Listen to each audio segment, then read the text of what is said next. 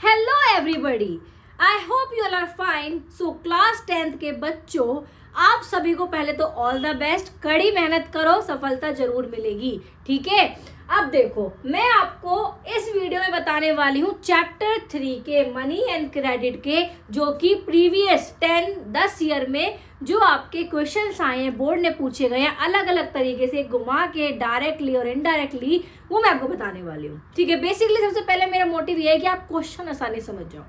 सबसे पहले तो money and credit. Money means पैसा, क्रेडिट मीन्स उधार। अब देखो, what are the modes forms of money and why is rupee widely accepted as a medium of exchange, explain 2 reasons. अब देखो ये बोल रहा है या तो modes of forms of money बताओ, या फिर ये बताओ कि मीडियम ऑफ एक्सचेंज को ही क्यों एक्सेप्ट किया जाता है। 2 रीजन के साथ बताओ। अब ये क्वेश्चन आपसे अलग अलग भी पूछा जा सकता है, एक साथ भी पूछा जा सकता है। ठीक है, सो इसका आंसर होगा सबसे पहले तो मॉडर्न फेज क्या होता है मनी, क्या होता है आपका नोट्स या फिर कॉइन। ठीक है, in modern phase currency notes, paper notes and coins are use as medium of exchange. या तो मॉडर्न फेज कह लो या फिर करेंसी नोट्स कह लो। वो क्या आएगा बेटा, पेपर नोट्स और कॉइन। ठीक है, इसे कैसे यूज करते हैं, मीडियम ऑफ एक्सचेंज। कोई भी चीज आपको खरीदनी है तो आप medium of exchange means currency, मतलब पेपर नोट या फिर कॉइन्स के थ्रू ही खरीदोगे, क्योंकि बार्टर सिस्टम तो खत्म हो गया है। ठीक है, बार्टर सिस्टम में क्या था, आप सामान के बदले सामान दोगे, बहुत ज़्यादा कॉन्फ्लिक्ट होता था। ठीक है, लेकिन जब से मनी आया है, ठीक है, मनी के कारण आप कुछ भी चीज़ खरीद सकते हो पैसे या फिर सिक्के देकर। ठीक है, These are not made of any precious metal, even though used as a medium of exchange, because the government of the country authorized the currency. ये किसी मेटल के नहीं बने होते, क्योंकि पहले जो थे सिल्वर कॉइन, गोल्ड कॉइन इस तरह चलते थे।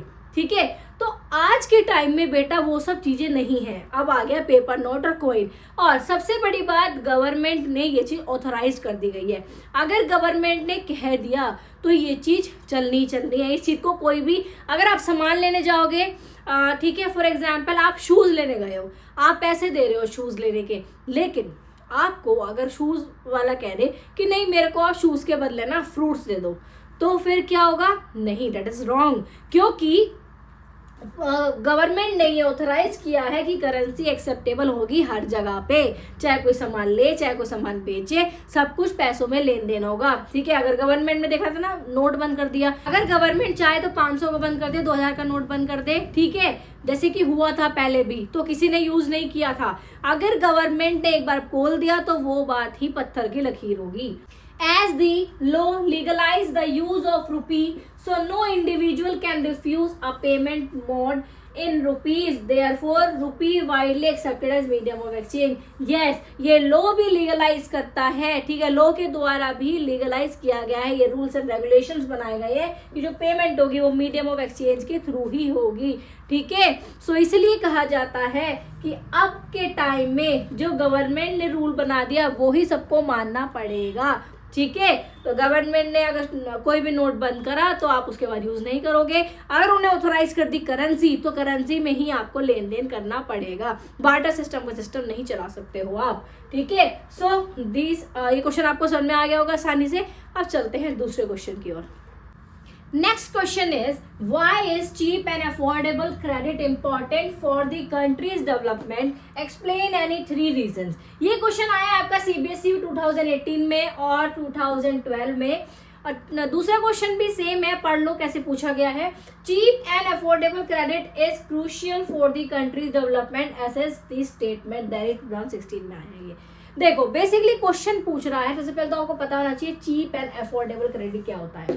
चीप एंड अफोर्डेबल क्रेडिट वो क्रेडिट होता है कि थोड़े सस्ता उधार नहीं। देखो बेसिकली इसका मतलब ये होता है, cheap and affordable credit means कि आपको जो लोन मिल रहा है वो थोड़े कम रेट पे मिल जाए। तो कम रेट पे मिलेगा तो बहुत सारे लोगों का बेनिफिट होगा, जिससे हमारे नेशन का भी डेवलपमेंट होगा। तो क्वेश्चन पूछ रहा है, ये बताओ चीप और अफोर्डेबल क्रेडिट क्या हमारे डेवलपमेंट में, कंट्री के डेवलपमेंट में हेल्प कर रहा है। ठीक है, सो आपको बोल्ड पॉइंट में बता देती हूँ। encourage investment, boost agriculture productivity, reduce poverty and support industrial growth। सबसे पहला इनकरेजेस इन्वेस्टमेंट। यस, अगर बेटा किसी को कम रेट में इंटरेस्ट मिल रहा है, कम रेट में मतलब कम इंटरेस्ट रेट पे क्रेडिट मिल रहा है, मीन्स उधार मिल रहा है, लोन मिल रहा है, तो क्या वो इन्वेस्टमेंट करेगा? ऑब्वियसली करेगा, हर कोई इंकरेज होगा। एक तरफ तो आपको महंगे में मिल रहा है, एक तरफ सस्ते मिल रहा है, तो ऑब्वियस सी बात है बहुत सारे लोग सस्ते की तरफ जाएंगे और अपनी इन्वेस्टमेंट बढ़ाएंगे। क्या करेंगे? इसमें एग्रीकल्चर में इन्वेस्ट करेंगे, इंडस्ट्री और सर्विसेज में इन्वेस्ट करेंगे। पैसा कमाने के लिए हर कोई सोचता है बेटा।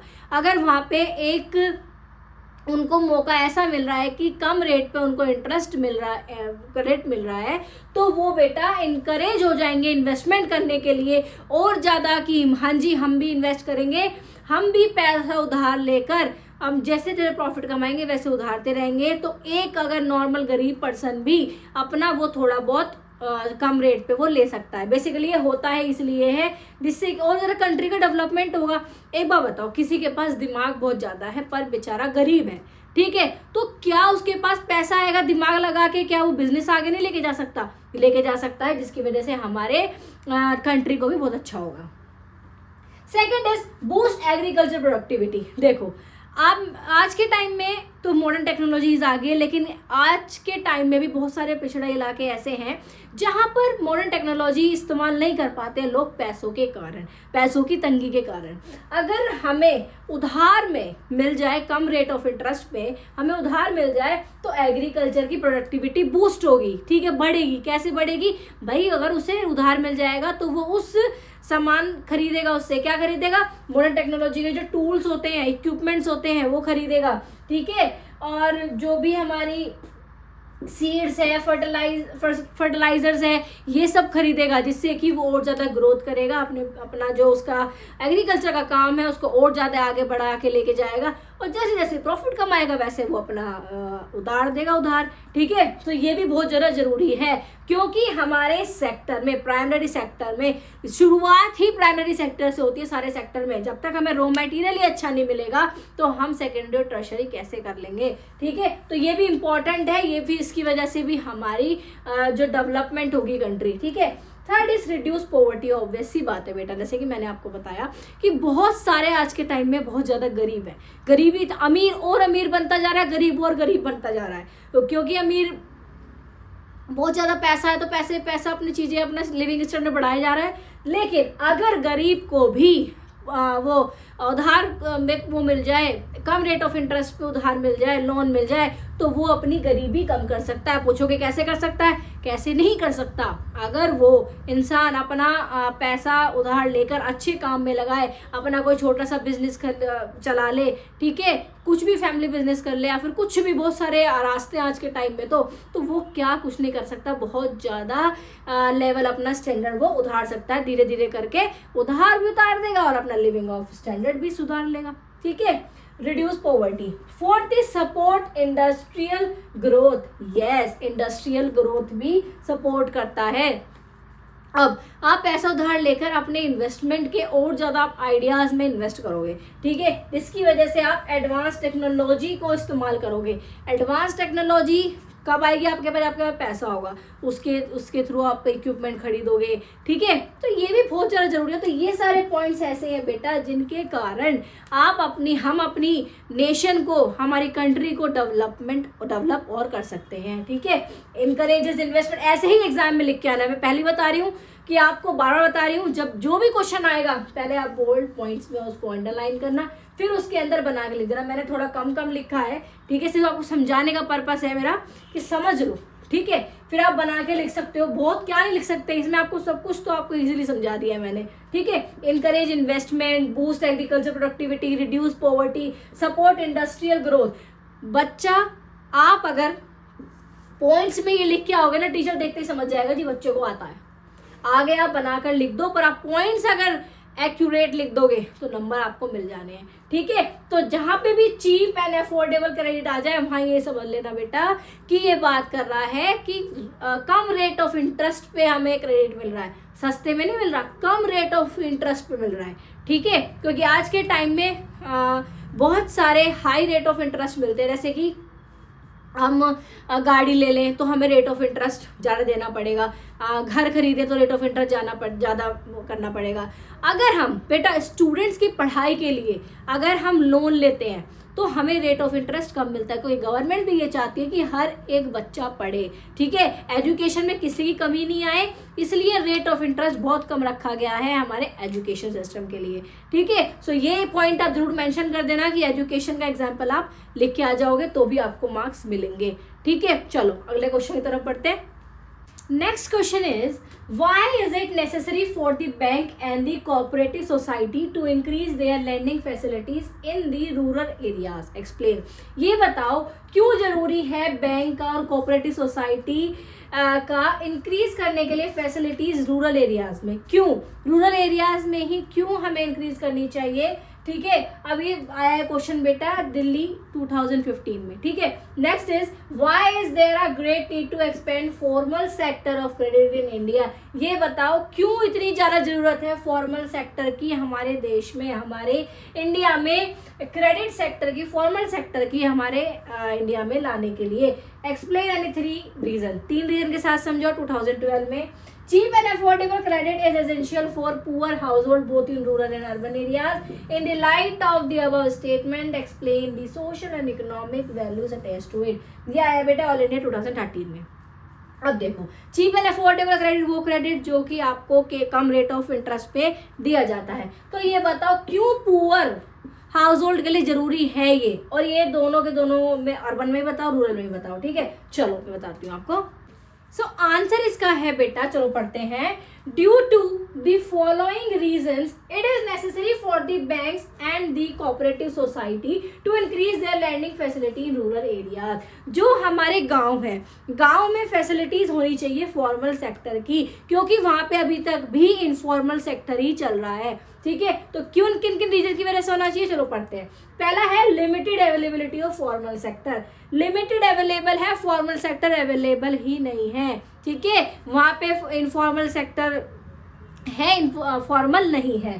Second, the poor borrowers are bound to take loan from money lenders at high rate of interest. वहां पे क्या हो जाता है बेटा, जो गरीब है अपनी गरीबी को हटाने के लिए लोन लेता है, बेचारा मजबूर हो जाता है। जो वहाँ के मनी लेंडर्स हैं, वहाँ के जो जमींदार हैं, वो क्या करते हैं बेटा, लोन पे पैसे, मतलब हाई रेट ऑफ इंटरेस्ट पे पैसा देते हैं लोगों को। तो वो तो बेचारा वैसे ही पुअर है, उनसे वो इतना ज़्यादा हाई, डबल, ट्रिपल इतना ज़्यादा चार्ज करते हैं हाई रेट ऑफ इंटरेस्ट, क्योंकि वो बहुत ज़्यादा परेशानी में आते हैं। बेचारे मजबूरी में लेते भी हैं, और लोन ले लिया उन्होंने एक बार, एक लोन चुका नहीं पाते, एक लोन चुकाने के लिए दूसरा लेते हैं, दूसरा चुकाने के लिए तीसरा लेते हैं, तो वो ऐसे ऐसे से फंस जाते हैं, ठीक है। बेसिकली इसका मतलब ये है, वहाँ पे फॉर्मल सेक्टर ना होने की वजह से जो वहाँ के मनी लेंडर्स हैं वो इस बात का फायदा उठाते हैं, और वहाँ पे जो पुअर हैं उनसे हाई रेट इंटरेस्ट पे मांग करते हैं, हाई रेट ऑफ इंटरेस्ट लेते हैं, ठीक है, तब जाके उन्हें पैसा देते हैं।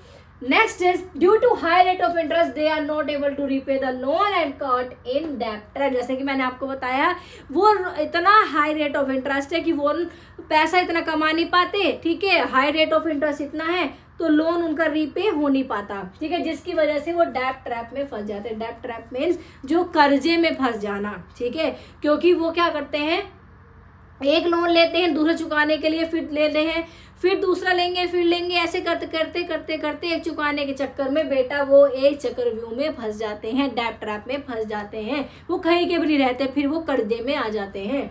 Next is, this will help in rural development as more farmers would be able to use the affordable credit to improve their standard of living. Yes, obviously अगर रूरल डेवलपमेंट करना है, अगर गाँव का भविष्य सुधारना है, तो हमें फॉर्मल सेक्टर वहाँ पे लाना पड़ेगा। अगर इनफॉर्मल चलता रहा तो गरीबी और बढ़ जाएगी, ठीक है। इसलिए फॉर्मल सेक्टर बहुत ज़रूरी है हमारी कंट्री के डेवलपमेंट के लिए, रूरल में भी आना, ठीक है। जो गांव के लोग हैं उसमें भी फॉर्मल सेक्टर आएगा तो बेटा वो अपना लिविंग स्टैंडर्ड बढ़ा पाएंगे, अपने रहने का तरीका बढ़ा पाएंगे, अच्छा कर पाएंगे, और अपनी जो पॉवर्टी है, जो उनकी गरीबी है, वो उसको सुधार पाएंगे, ठीक है। अगर ऐसे ही चलता रहा तो वो गरीब सी से तो उठ ही नहीं पाएंगे। फॉर्मल सेक्टर आ जाएगा तो चांसेस हैं उनके कि उनकी जो गरीबी है वो उनसे हट जाए। ठीक है, तो ये बहुत इंपॉर्टेंट है, ये ट्रेंड में है क्वेश्चन, ये आएगा, इस बार भी आएगा, ये इंपॉर्टेंट है। अगर हम इकोनॉमिक प्रोस्पेक्टस से भी देखें तो भी ये बहुत इंपॉर्टेंट है। अब बात करते हैं अर्बन। तो मैं दोनों बता रही हूँ, क्वेश्चन किसी भी तरह से आ सकता है, चाहे आपसे अर्बन पूछे चाहे रूरल पूछे, आपको पता होना चाहिए। अब आ जाओ जी शहर की बात।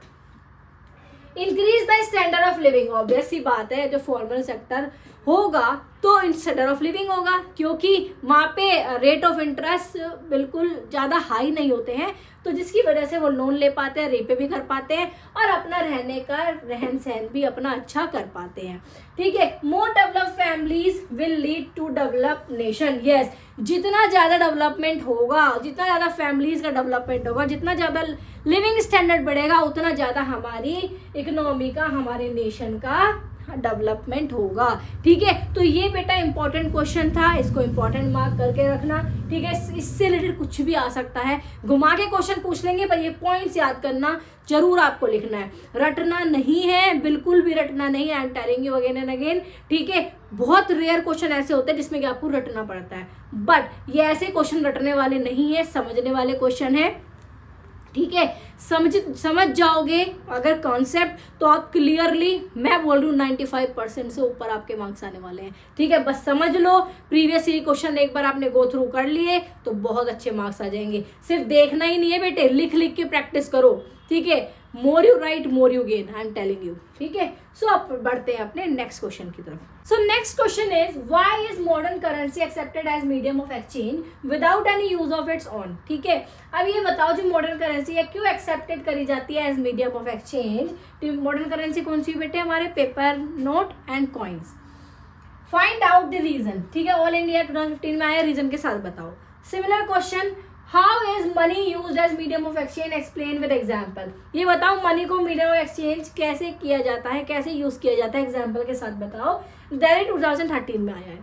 नेक्स्ट क्वेश्चन इस तरह से पूछा जाएगा, how does money solve the problem of double coincidence of bond. Money ने कैसे डबल कॉन्सिडेंस ऑफ बॉन्ड्स को, कैसे इस problem double coincidence of bond जो थी प्रॉब्लम थी बार्टर सिस्टम में, तो ये कैसे सॉल्व कर दी मनी ने, explain with an example, example के साथ समझाओ। ये दिल्ली 2014 में आया है। सो इस तरह से आपसे घुमा के मॉडर्न करेंसी के ऊपर क्वेश्चन पूछ लिया जाएगा। ठीक है, मीडियम ऑफ एक्सचेंज पे क्वेश्चन पूछ लिया जाएगा, तो घबराना नहीं है, आंसर लिखना एक ही बताती हूँ मैं आपको।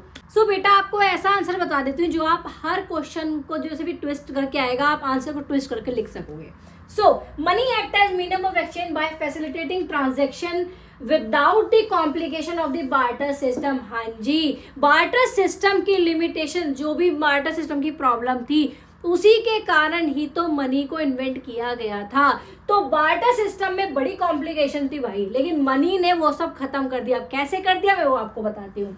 सिंप्लीफाई ट्रांजैक्शन, मनी आने के बाद जो ट्रांजैक्शन है बहुत सिंप्लीफाई हो गई हैं। ठीक है, जिसकी वजह से आपको कुछ भी खरीदना है आप पैसा लेके जाओगे और खरीद लोगे। ठीक है, लेकिन बार्टर सिस्टम में क्या होता था बेटा कि double coincidence of bond, double coincidence of bonds का मतलब होता है कि दोनों पार्टी का एग्री होना बहुत जरूरी है। अगर आपको कुछ चाहिए तो सामने वाले के पास होना चाहिए, सामने वाले को कुछ चाहिए तो आपके पास होना चाहिए। ये बड़ी प्रॉब्लम होती थी, अगर आपको कुछ चाहिए सामने वाला कुछ छोड़ दे रहा है, वो आपका नीड का नहीं है, तो ये प्रॉब्लम बहुत होती थी। इसलिए मनी ने सिंप्लीफाई कर दिया बहुत ज्यादा transaction. Money eliminate the need for a double coincidence of bond required in barter system. Example, a farmer can sell wheat for money and use it to buy a clothes. Yes, जितना amount में wheat चाहिए farmer खरीद भी सकता है और बचे हुए पैसों के कपड़े भी खरीद सकता है। इसमें डबल कॉन्सिडेंस ऑफ बॉन्ड नहीं कि उसे देखना पड़े कि ऐसा कौन सा प्रोडक्ट है जो कि मेरे काम का सामने वाले के पास हो और सामने वाले के काम का मेरे पास हो। ठीक है, तो ये प्रॉब्लम बड़ी आती थी बेटा। ठीक है, नेक्स्ट इज यूनिवर्सल एक्सेप्टेबिलिटी। इसमें क्या होगा बेटा, मनी जो है आपकी यूनिवर्सल एक्सेप्टेबल है। ठीक है, ऐसा नहीं है कहीं पे एक्सेप्टेबल नहीं है। जैसे कि मैंने आपको पहले ही बताया है कि गवर्नमेंट ने अगर ये चीज बोल दिया है कि एक्सेप्ट होगा, ये लीगली कर दिया गया है कि चीज एक्सेप्ट होगा तो एक्सेप्ट होगा, डिनाई नहीं कर सकते हो। अगर आप कोई चीज लेने गए हो, परचेज करने गए हो, सामने वाला कह रहा है नहीं आप शूज खरीद रहे हो तो मुझे इसके बदले आप एप्पल दे दो, ऐसा नहीं कर सकते। आपको पैसा दे रहा तो आप पैसे ही दोगे। ठीक है। It is widely accepted as a standard exchange medium allowing people to trade goods and services, ठीक है, सेमलेसली। अब इसमें क्या होगा बेटा, हर तरह से अगर आपको कहीं भी जाना है, फॉर एग्जाम्पल यूनिवर्सल एक्सेप्टेबल से लिखा है यहाँ पे कि आपको अगर दूसरी कंट्री में जाना है, दूसरी कंट्री में डॉलर चलता है या कोई भी उनकी जो करेंसी होगी, जैसे हमारी इंडियन की करेंसी रुपी है, तो ऐसे वहाँ पे कोई डॉलर जैसे हुई किसी की, तो आप एक्सचेंज कर सकते हो, आप इंडियन करेंसी डॉलर में कर सकते हो, ठीक है। तो है तो पैसा ही ना, है तो आपकी पैसा ही, बार्टर सिस्टम तो नहीं चल रहा ना। तो ये चीज भी इंपॉर्टेंट है कि मनी ने क्या कर दिया, मनी के आने के कारण हर जगह मनी चल सकता है। हमें इस चीज का प्रॉब्लम नहीं है कि हमें इतना इतना सामान उठा के लेके जाना है कि नहीं जी हमें भैंस के बदले हमें तुम कुछ और दे दो, गेहूं दे दो या गेहूं के बदले भैंस, ऐसे नहीं कर सकते हम। मनी आ गया तो हमारी बहुत सारी प्रॉब्लम सॉल्व हो गई है। नेक्स्ट है स्टोर ऑफ वैल्यू। आज के टाइम में स्टोर ऑफ वैल्यू करना बहुत आसान है, लेकिन पहले के टाइम पे बहुत मुश्किल होता था, ठीक है। फॉर एग्जाम्पल आपको दूध बेचना है और सामने वाले को एप्पल बेचना है, एक सेल्फ लाइफ होती है, ठीक है।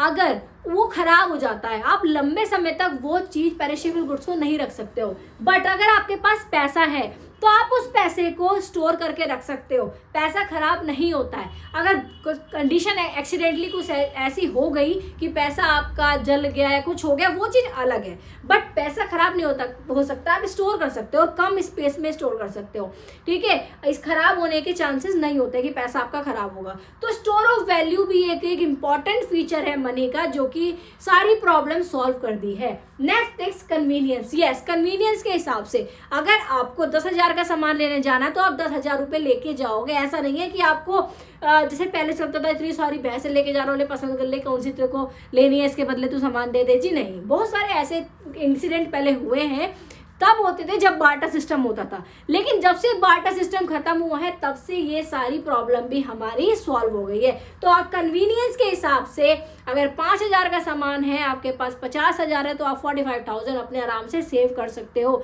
ठीक है। और सेविंग भी कर सकते हो फ्यूचर के लिए।